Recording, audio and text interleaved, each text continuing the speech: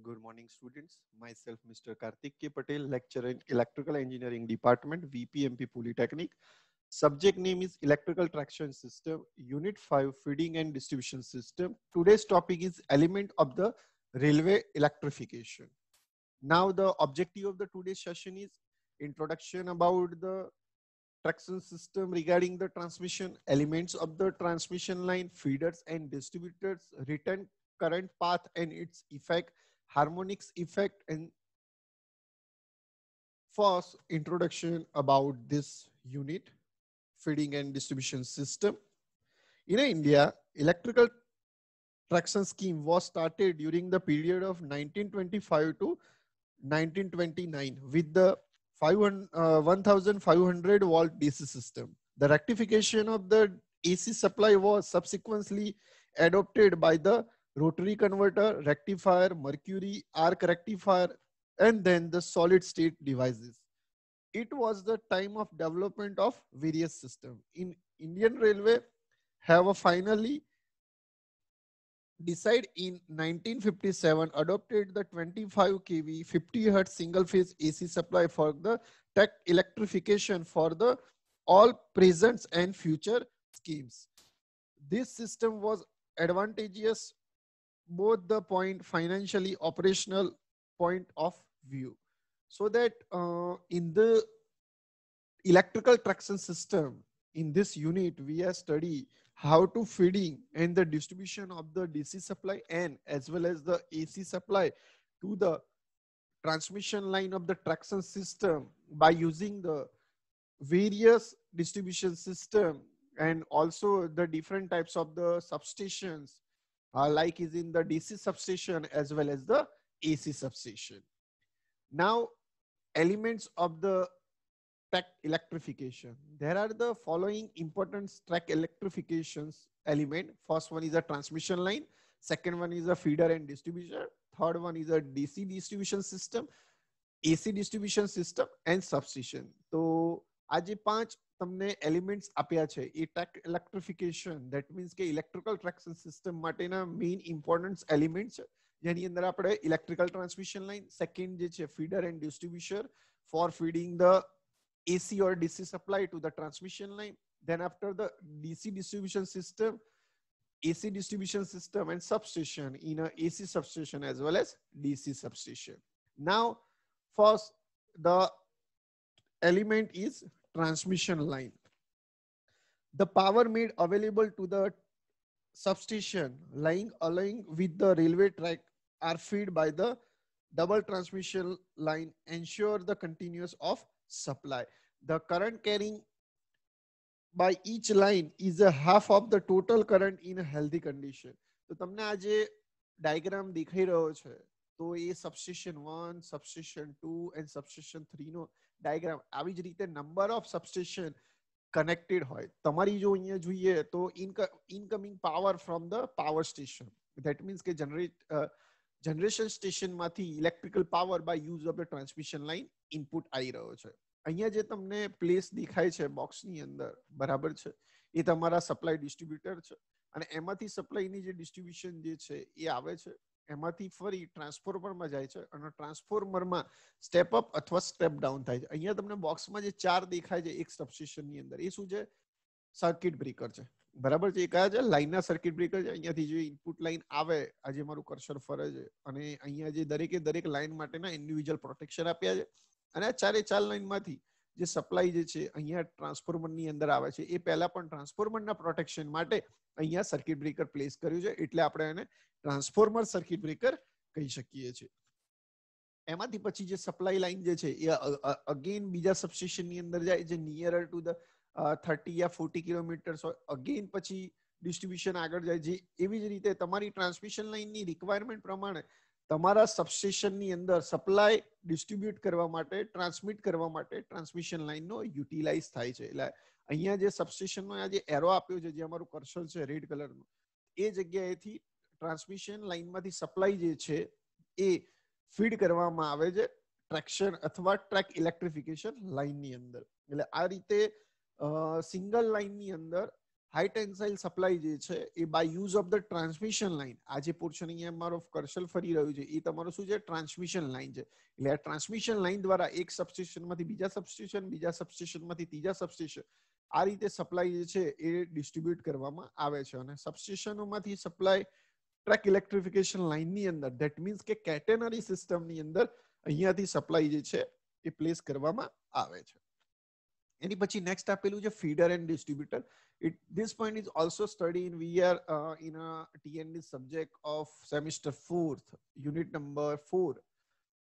So for the traction electrification, power is taken from the national grid line, like is in the 132 kV, yeah, 50 hertz to various substation by either the single or double transmission line. Then after feeders no main function શું છે? It is a cable or overhead line coming out from the substation to supply power at certain fixed point known as a feeding post. The size of the feeder is selected on a basis of minimum voltage from an annual expanses. And then what do you mean by the distributor? It is a conductor or line from which the trappings are made to supply to the consumer, and it is also maintain the voltage level practically constant. હવે અહીંયા આપણે જોઈએ કે feeders શું છે. તો feeders જે છે એ સબસ્ટેશન માંથી સપ્લાય કલેક્ટ કરીને buying the cable yeah overhead line એમાંથી સપ્લાયને કલેક્ટ કરીને સમ ઓફ ધ ફીડિંગ પોસ્ટ એટલે શું? જ્યાં ડિસ્ટ્રીબ્યુશન પોઈન્ટ જે છે એ સ્ટાર્ટ થતો હોય એને ફીડિંગ પોસ્ટ કહેવાય. તો ફીડિંગ પોસ્ટ સુધી સપ્લાયને લાવવાનું કામ ફીડર્સ દ્વારા કરવામાં આવે છે. અને એ ફીડર્સ જે છે એની સાઇઝ જે છે એ શેના ઉપર ડિપેન્ડ છે? મિનિમમ વોલ્ટેજ અને એન્યુઅલ એક્સપેન્સીસ ઉપર ડિપેન્ડ છે. એટલે ફીડર જે છે બરાબર એ મોસ્ટ ઇમ્પોર્ટન્ટ એલિમેન્ટ્સ છે જે સબસ્ટેશન થી લઈને તમારી ટ્રેક ઇલેક્ટ્રિફિકેશન પહેલાને ફીડિંગ પોસ્ટ સુધી સપ્લાયને લાવવાનું કામ કરે છે. એટલે ફીડર જે છે એ મોસ્ટ ઇમ્પોર્ટન્ટ. એવી જ રીતે ડિસ્ટ્રીબ્યુટર જે છે એ ડિસ્ટ્રીબ્યુટર જે છે એ ફીડિંગ પોસ્ટ અહીંયા જે તમને આપ્યું છે ફીડિંગ પોસ્ટ, એ ફીડિંગ પોસ્ટમાંથી સપ્લાય કલેક્ટ કરીને તમારી ટ્રાન્સમિશન લાઇન જેને કહેવાય કેટેનરી સિસ્ટમ એની અંદર સપ્લાયને ટેપિંગ્સ દ્વારા ફ્લો કરાવવાનું કામ ડિસ્ટ્રીબ્યુટરનું છે. એટલે આ રીતે ડિસ્ટ્રીબ્યુટર એન્ડ ફીડિંગ જે છે ફીડર્સ એ મોસ્ટ ઇમ્પોર્ટન્ટ છે. ધેન આફ્ટર જે સેલેટરી રેગ્યુલેશન, આ જે આપેલું છે એ શું આપેલું છે તમને? રૂલ્સ એન્ડ રેગ્યુલેશન્સ આપેલા છે કે ટ્રેક ઇલેક્ટ્રિફિકેશન આપણે કરવાનું હોય તો as per the Indian railway government rules પ્રમાણે કયા કયા પોઈન્ટ્સ જે છે એની પરમિશેબલ લિમિટ કઈ છે, વોલ્ટેજના વેરિએશન કેટલા છે એના રિગાર્ડિંગ અહીંયા તમને રૂલ્સ રેગ્યુલેશન આપેલા છે. એની અંદર પહેલો રૂલ છે the voltage at the trolley wire is not exceed from the 550 volt and that substation is 650 volt. The trolley wire shall be decided in a section not exceeding the 1.6 kilometer in a length.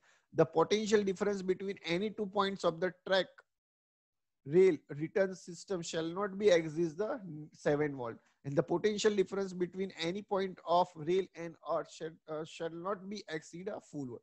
That means કે last 2 point જે છે એ potential difference between railway track ની વચ્ચે 7 volt કરતા વધારે volt જે છે એ ના ફ્લો થવો જોઈએ, અને as well as the potential difference between track, that means કે તમારી રેલ સિસ્ટમનો ટ્રેક અને જે અર્થિંગ કરેલું છે એની અંદર 4 વોલ્ટ કરતા વધારે વોલ્ટેજ જે છે એ ઇન્ક્રીઝ થવા જોઈએ નહીં. એટલે આ રીતે તમારા રેગ્યુલેશન, રાઈટ, સેલેટરી regulation as per the Indian railway એ પ્રમાણે આપેલા છે. અને આ જે છે એને વેલ મેન્ટેન અને વેલ લેવલ સુધી રાખવાનું કામ ઇલેક્ટ્રિકલ એન્જિનિયર્સનું છે. એની પછી આપેલું છે return current path and its effect. તો દરેકે દરેક સિસ્ટમની અંદર એસી સિસ્ટમ હોય યા ડીસી સિસ્ટમ હોય, તો ઇન્ડિયન રેલવેની અંદર એસી સિસ્ટમ અને ડીસી સિસ્ટમ બંનેનો યુટિલાઇઝ કરવામાં આવે છે. તો એની અંદર જે આપણે કન્સિડર કરીએ, જેમ કે અહીંયા હું ડ્રો કરી રહ્યું છું કે અહીંયા ઉપર જે છે સ્ટેટ લાઇન ગ્રીન કલરની એ તમારી શું છે પ્લસ હોય તો ડીસી સિસ્ટમ અને ફેઝ હોય તો એસી સિસ્ટમ, જેમાંથી કરંટ કલેક્ટર જે છે પેન્ટોગ્રાફ એ કલેક્ટ કરે છે અને પછી તમારા ટ્રેનની અંદર આ જે મેં બોક્સ ડ્રો કર્યું છે એ તમારા ટ્રેનની અંદર સપ્લાયને પ્લેસ કરે છે. અને આ જે છે તમારા વ્હીલ્સ છે, બરાબર છે. આ તમારા ટ્રેનના વ્હીલ્સ છે અને ટ્રેનના વ્હીલ્સ જે છે એ શેના ઉપર ચાલે છે? ટ્રેક ઉપર ચાલે છે. આ જે ટ્રેક છે એને કન્સિડર એઝ અ માઇનસ અથવા નેગેટિવ કન્સિડરેશન ની અંદર આવે છે. તો આ જે નેગેટિવ અથવા ન્યુટ્રલ છે એને આપણે શું કહીએ છીએ? As a return current path. બરાબર. તો એની અંદર આપણે જોઈએ કે રિટર્ન કરંટ પાથ જે છે એની ઇફેક્ટ શું થાય છે? કારણ કે તમે જુઓ કે આ તમારો ટ્રેક છે, બરાબર છે. આ તમારો સપોઝ કે ટ્રેક છે અને બીજો અહીંયા ટ્રેક છે અને આ બંનેને આપણે શું કરીએ છીએ? ફ્લેક્સિબલ જોઈન્ટ્સ વડે જોઈન્ટ્સ કરીએ છીએ. Get it? હવે ફ્લેક્સિબલ જોઈન્ટ્સ વડે આપણે જે જોઈન્ટ્સ કરીએ છીએ, બરાબર છે, અને અહીંયાથી પછી આપણે એને શું કરીએ છીએ? અર્થિંગ કરીએ છીએ. તો જ્યારે રેલવે ટ્રેકની આજુબાજુ કોઈ કોમ્યુનિકેશન લાઈન જતી હોય તો એની ઉપર આ રિટર્ન કરંટ પાથની જે ઇફેક્ટ્સ આવે છે, તો એ જે ઇફેક્ટ્સ આવે છે એના કારણે કોમ્યુનિકેશન લાઇન્સ જે છે એની અંદર શું આવે છે? ઇન્ટરફિયરન્સ આવે છે. તો એના કારણે આપણે કયા કયા સ્ટેપ લેવા જોઈએ એ અહીંયા તમને આપેલા છે કે રિટર્ન કરંટ પાથની જે ઇન્ટરફિયરન્સ આવે છે, બરાબર છે, એ ઇન્ટરફિયરન્સને રિમૂવ કરવા માટે કયા કયા સ્ટેપ લેવા જોઈએ? તો એસી સિસ્ટમની અંદર બૂસ્ટર ટ્રાન્સફોર્મર પ્લેસ કરવું જોઈએ એન્ડ ડીસી સિસ્ટમની અંદર નેગેટિવ બૂસ્ટર યુઝ કરવું જોઈએ. And the path of the return current is also restricted by the reducing the track resistance. That means what?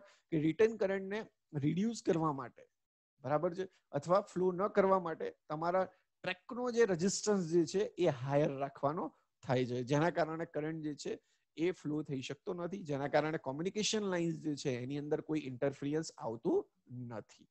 એની પછી આપેલું છે harmonics of the AC traction and its effect. તો એસી સપ્લાયની અંદર harmonics જે છે that means કે સ્પાઇક્સ, ઇન્ટરફિયરન્સ જે છે એ અફેક્ટ થાય છે અને એના કારણે ટેલિકોમ્યુનિકેશન લાઇન હોય, સિગ્નલ લાઇન હોય તો એના ઉપર જે છે એ અફેક્શન આવે છે. તો જે અફેક્શન આવે છે, ઇન્ટરફિયરન્સ આવે છે, એને રિડ્યુસ કરવા માટે કયા કયા સ્ટેપ્સ આપણે ધ્યાનમાં રાખવા જોઈએ? તો સૌથી પહેલા special cell cables are use for the telecommunication line. Self corrosion can be minimized by the PVC line. Other communication line may be shifted to the distance placed from the railway track. Use of the isolating transformer for the long communication line. Use of the booster transformer for the return feeder and avoid the magnetic linking.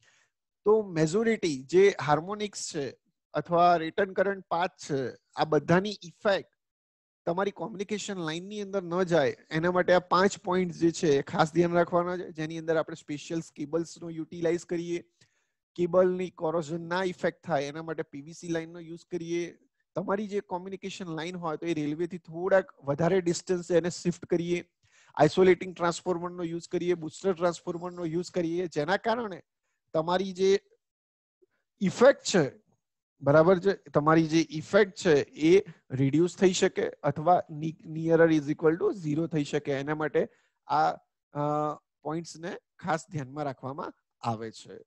તો આજે આપણે આ સેશનની અંદર કયા કયા points cover કર્યા? First one is introduction, second one is the element of the transmission line, feeder and distributor, return current path and its effect, and harmonics effect. તો university exam માટે આપણને harmonics effect as well as return current path જે છે એ most IMP topic છે જે તમારે 2 યા 3 માર્ક્સની અંદર પૂછાઈ શકે છે. તો તમારે ખાસ આ બે પોઈન્ટ્સ જે છે એ તમારે ખાસ યાદ રાખવાના છે. એ સિવાય એલિમેન્ટ્સ ઓફ ધ ટ્રાન્સમિશન લાઇનના જે 6 પોઈન્ટ છે જે તમારા 2 માર્ક્સની અંદર એક્ઝામની અંદર પૂછાઈ શકે છે, તો તમારે ખાસ એના રિગાર્ડિંગ પણ ધ્યાન રાખવાનું છે. તો thank you very much for joining a session